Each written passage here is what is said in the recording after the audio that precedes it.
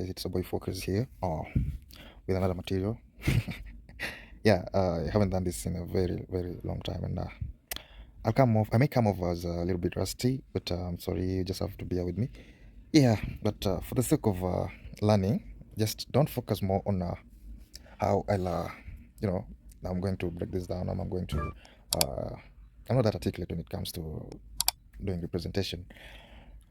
So you just have to bear with me. Like I said, I may come over a little bit rusty, but I'll try as much as possible to make sure that you don't miss a thing. Now, in regards to my previous posts shared on my WhatsApp status, I had talked about Trendline and flip zones, and I told you I had mentioned something about the power of Trendline in its creation on flip zones. So, Trendline, what is Trendline?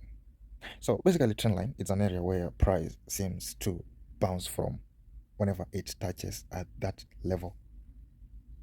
That is what trendline is. Trendline is a level where price seems to bounce from, price fails to break that level. That is your trendline. Now, I don't know how you draw your trendline, but me personally, I always make sure that my trendline at least touches 2 or 3 candles. That is how I draw my trendline.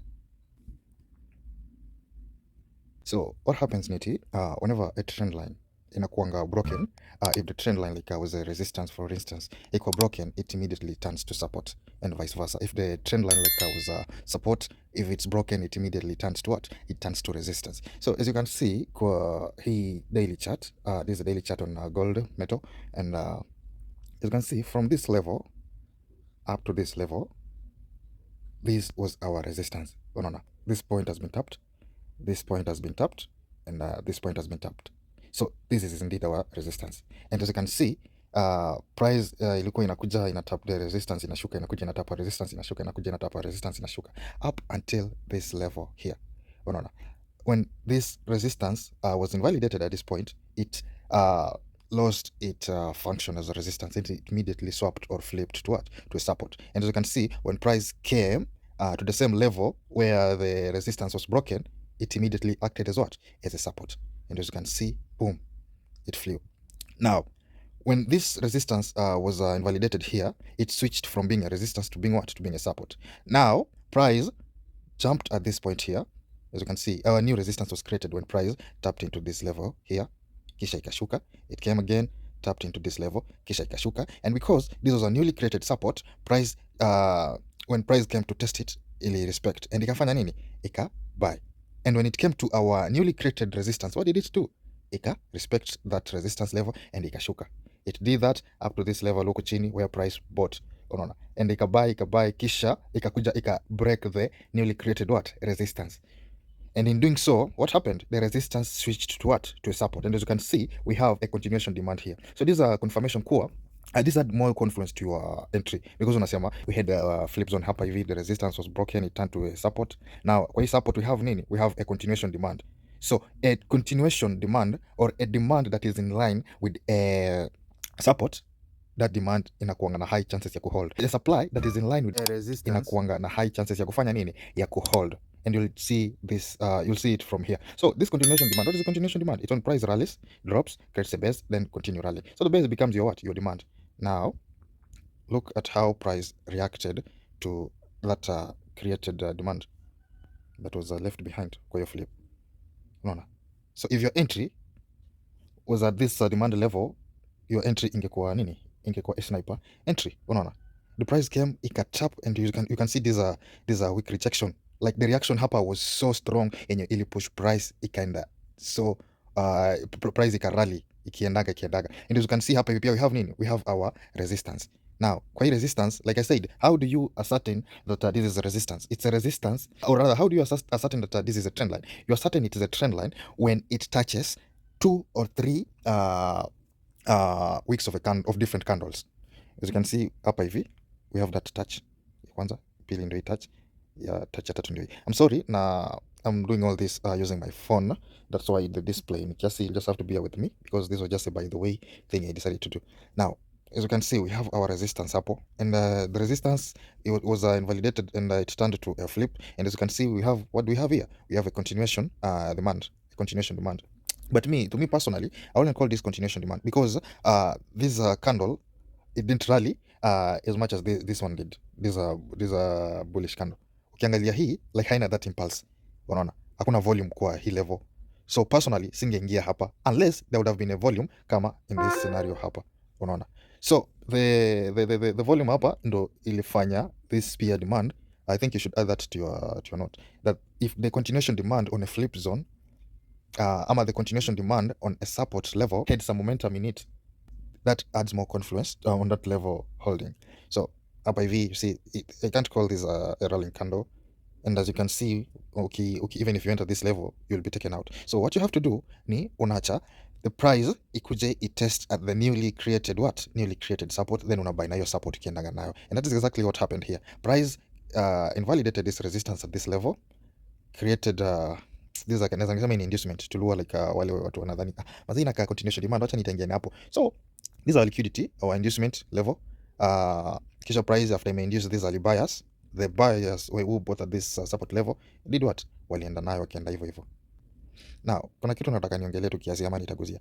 Ukiangalia within this ukiangalia this resistance hapa, so unaona this resistance level hapa, yeah, alafu this flip zone na inducement yenye ilikuwa created hapa. So because this is an inducement, sindio? This is an inducement. Obviously, inducement zinakuanga created above demands and below supplies. So inducement yenye iko created hapa, which is the immediate demand that is below that inducement level, we have this demand hapa, this demand. Now if kuna entry format kadhaa, it's even better. Mimi personally, one of my entry format huwa naingia na rejections block ama rejection block. Now as you can see kwa hii level kiasi tu a minute. So we have this rejection block here, like unaona the close of this bearish candle and the open of this bullish candle are in line pamoja. Unaona, are in line pamoja, they are at the same level. Unaona nikiweka hii line hapa, unaona they're in the same level, right? Now within this same level we have this wick. This wick tells us what? That there's been some rejection hapa. So kwa hii rejection hapa, the level that the close of this bearish candle and the opening of this bullish candle, because they're at the same level, that level is considered as a rejection block or unaweza kaita a support. Because if you draw your line, your horizontal line for that level hivi, what do you have? You have an entry.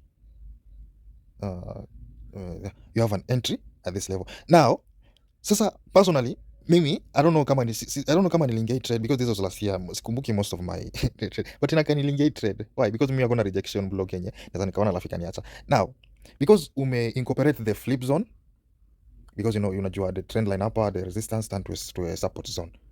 Now your entry format ni the rejection blocks. Now ukiangalia the place where you want to place your entry, like it is in line with what? It is in line with this support that was created when this resistance was broken. So unaona like hizo ni confluence mbili. Why wouldn't this zone hold when you have two confluence?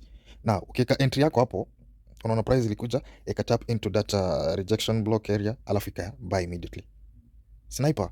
So that is just one format yenye mi upata sniper entries. Now we also have our what? We also have our flips on hapa hivi at this level, because as you can see we have the first touch, second touch, third touch, kisha price ika invalidate that level. So this level that was invalidated becomes what? Becomes flip zone ama a swap zone. Now because this support stretches mpaka huku, ni ukichora hiyo line, what did price do? Price imekuja ikafanya nini? Ika trade into that support level. Now I want you to look at this peer thing. The same entry structure ya rejection block yenye tulitumia hapa it's the same entry structure rejection block yenye tutatumia hapa. Now look at the close. Look at the close of this bearish candle. Unaona ile close ya hapa. Now look at the opening of this bullish candle, ile open ya hapa, same level.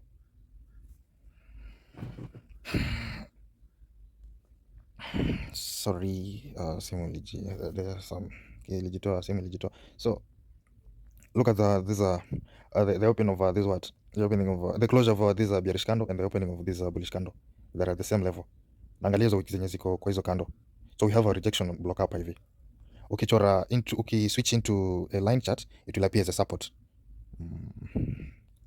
It will appear as a support level. Yeah, this is the level I'm talking about.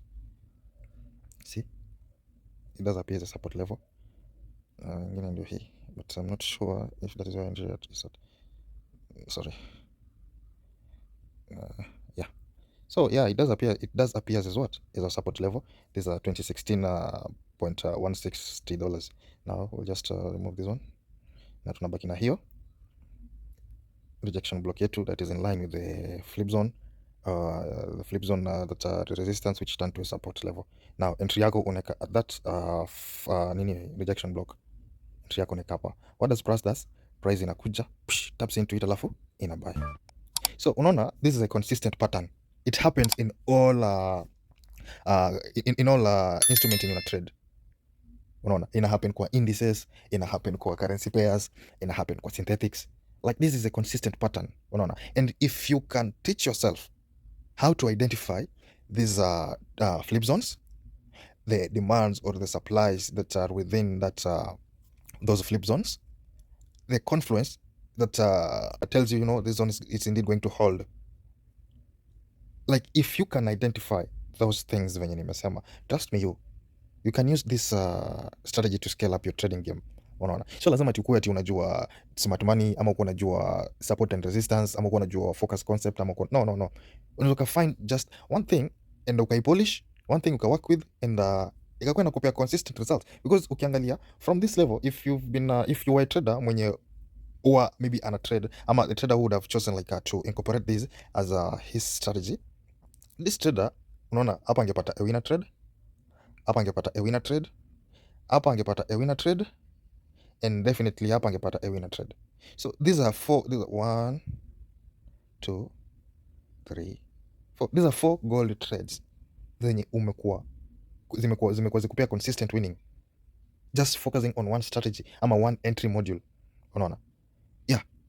So I hope that helps. I hope umelearn a thing or two. Najua like maybe my presentation haijakuwa that you know, maybe kuna sija present that well, but you get an idea of what I've been trying to teach you, you know. Yeah, so ni hiyo tu kwa sasa. Yeah, ukiangalia kwa 4 hour, it's very the nini structure ya the flip zone, it's very clear. Like unaona, we have a first touch hapa, a second touch hapa. Okay, our first touch iko hapa, kisha kuna kiwi kiko hapa, that is our second touch, kisha kuna hii touch ya tatu. Alafu what do we have? The resistance is broken at this level. Kisha inakuwa we have our flip zone on this level becomes our support, and ona inakuwa respected hapa this level. Kisha ina buy. And because you're not a greedy trader, utajua like you know, I'll be exiting kama na buy na hapa, unajua I'll be exiting at this continuation supply because price has dropped, ika rally kisha ika drop. Ndio, so this level una take your profit, and that is exactly what I would have done kama ningeingia hapa. Naenda hivyo, unatoka na hapo, kisha the zone hapo inashuka hivi. Wait a minute, who are you?